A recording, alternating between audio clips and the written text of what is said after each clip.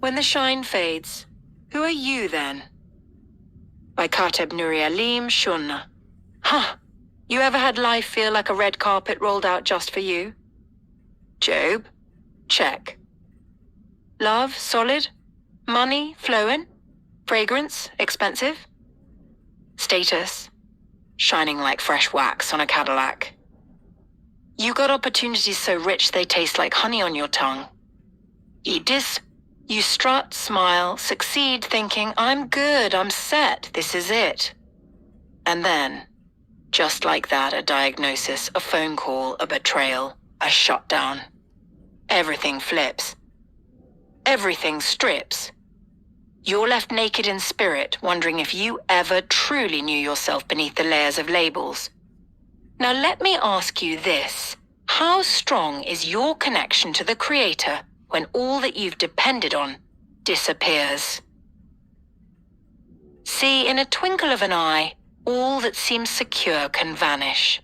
And when it does, we come face to face with the one thing we often ignore. Who are we without all the things? Not your designer, not your bank account, not your degree, not your network, not your glow-up.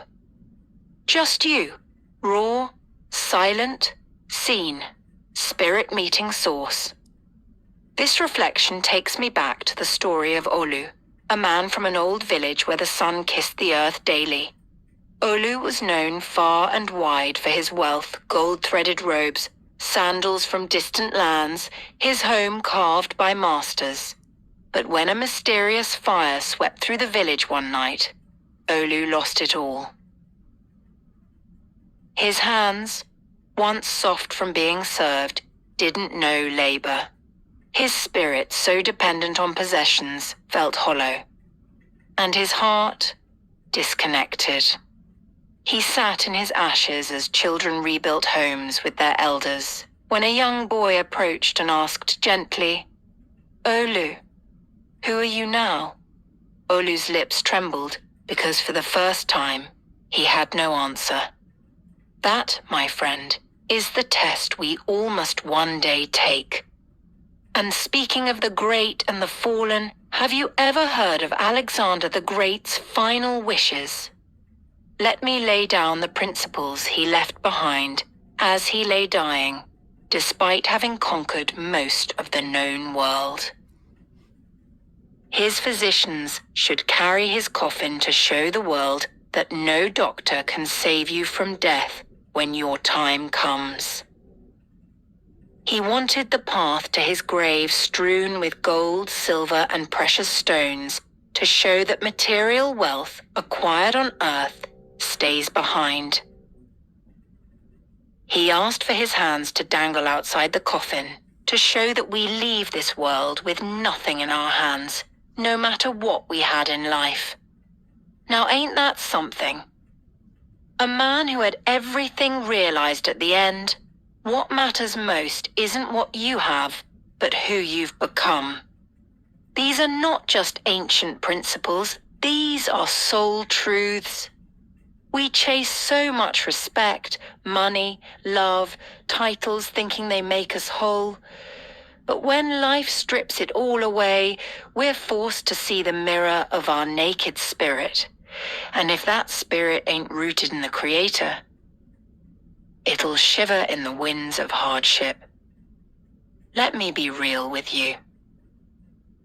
If your soul ain't fed when your stomach is full, it'll starve when your table's empty. If your peace is fake when your pockets jingle, it'll crumble when your balance hits zero. Che. If your praise is loud only in your comfort, it'll fall silent in your struggle. But those connected to the Creator, ooh, they may lose the world, but they never lose themselves. Because their treasure ain't in the vault, it's in the vine.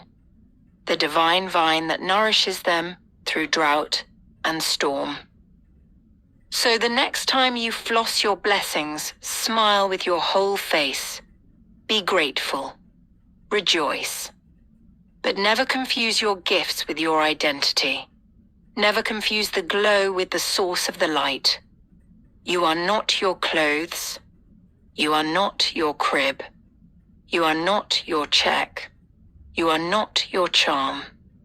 You are a soul, eternal, sacred, seen. So if you woke up today with less than yesterday, don't mourn the loss, seek the lesson. And let it bring you closer to the one who gives and takes away. Because in the end, when the lights go out, the applause fades, and the world forgets your name, your soul will rise either empty with regret or full of light, depending on what it was tethered to all along. So I ask again, how strong is your connection to the Creator? And are you ready to be somebody even when all the somethings are gone? Because when you're rooted in the source, the storm can rage, the world can collapse, and the system can fail, but your soul will still stand.